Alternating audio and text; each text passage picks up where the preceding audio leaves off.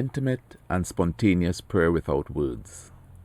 My people, you now hear the voice of the Holy Spirit, the spiritual manifestation of God through your understanding, not to reveal a new law nor a new doctrine, but a form that is more advanced, spiritual, and perfect to worship and communicate with God.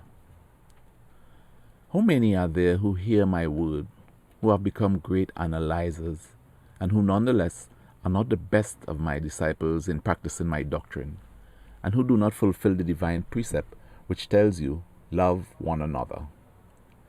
In contrast, see how easily he who puts into practice even an atom of my teachings is transformed. Do you want an example?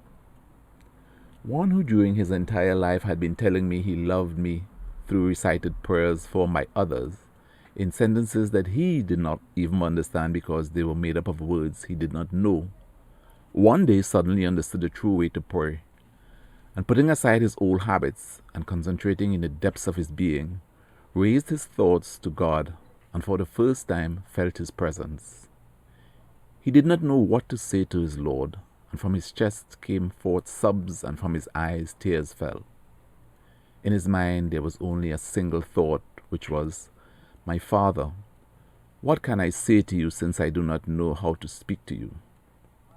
But those tears, those sobs, that inner joy, and even his turmoil, spoke to the Father in a language so beautiful that its like cannot ever be found in any of your human languages nor in any of your books.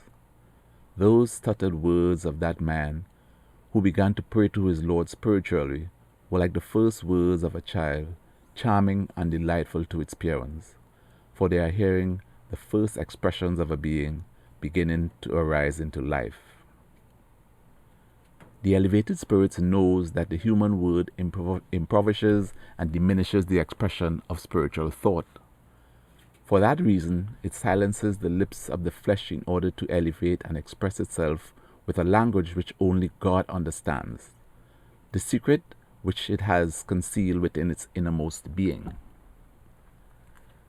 How much pleasure you give to my spirit when I see that you elevate your thoughts in search of your Father. I allow you to feel my presence, and I fill you with peace. Seek me, speak to me, and do not let it bother you that your thoughts are slow to express your petitions. I will know how to understand them. Speak to me with the confidence with which one speaks to a father. Tell me about your concerns as you would tell them to your best friend. Ask me what you do not know or comprehend, and I will speak to you as a teacher.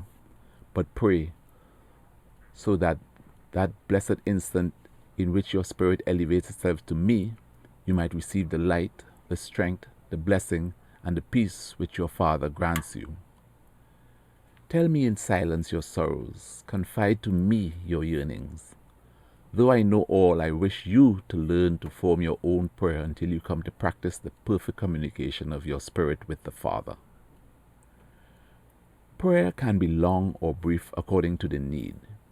You may, if you so desire, spend long hours within that spiritual ecstasy of your physical body, if your physical body does not become tired, or if some other duty does not require your attention. And prayer may be as brief as a single second if you find yourselves subjected to some trial which has suddenly surprised you. What reaches me are not the words with which your mind attempts to form your prayers, but the love, the faith, or the need with which you present yourselves before me. That is why I tell you that there will be times when your prayer will be no more than a second, for there will be no time to formulate thoughts, phrases, and ideas as you are accustomed doing. Wherever you are, you can summon me, for the place is of no importance to me, since what I seek is the Spirit. In the second era, when a woman asked Jesus if the place where one ought to worship God was in Jerusalem, the Master answered her, "The hour comes when neither in Jerusalem nor any other place will be the proper place to worship God, for he shall be worshipped in spirit and truth, that is from spirit to spirit." When my disciples asked me to teach them to pray, I gave them as the norm the prayer you call the Lord's Prayer, giving them to understand that the true and perfect prayer is that similar to that of Jesus, one which is born spontaneously of the heart and ascends to the Father. It must contain obedience, humility, confession, gratitude, faith, hope, and adoration.